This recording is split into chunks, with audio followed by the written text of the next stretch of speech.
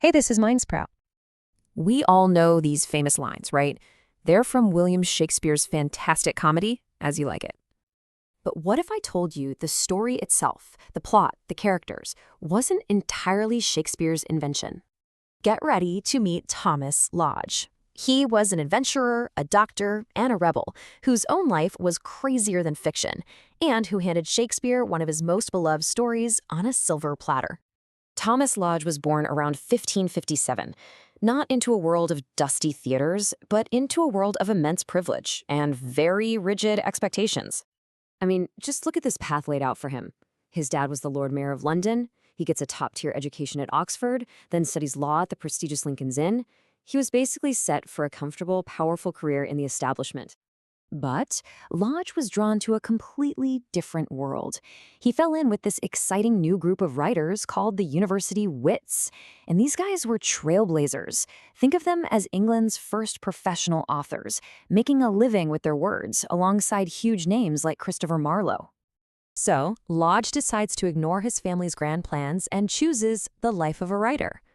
Now, for a man of his social standing, this was so scandalous that his father completely cut him out of the will. He literally traded a fortune for the freedom to write.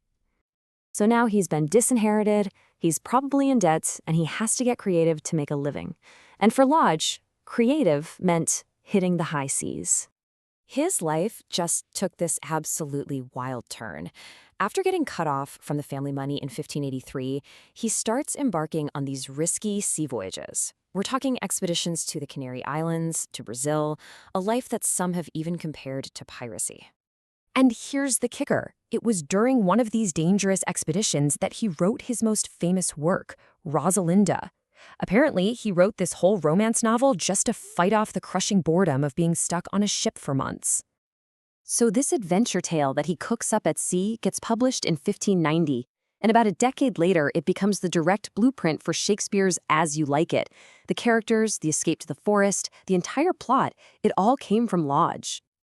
But Lodge's story was far from over.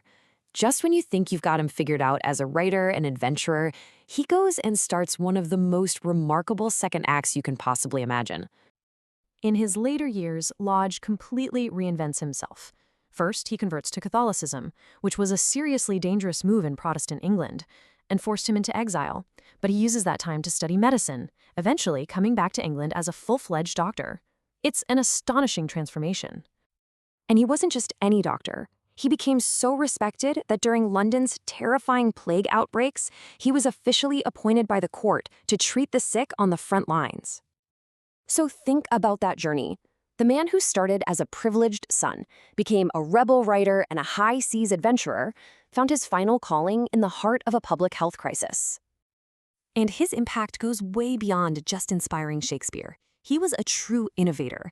He introduced new literary styles to England, from mythological poetry to sharp, biting satire. He even bridged his two worlds by publishing a medical guide on the very plague he was fighting. In the autumn of 1625, during another deadly outbreak of the plague, Thomas Lodge's incredible story came to its dramatic and heroic end. He died from the very disease he had spent years battling, contracting it while treating his patients.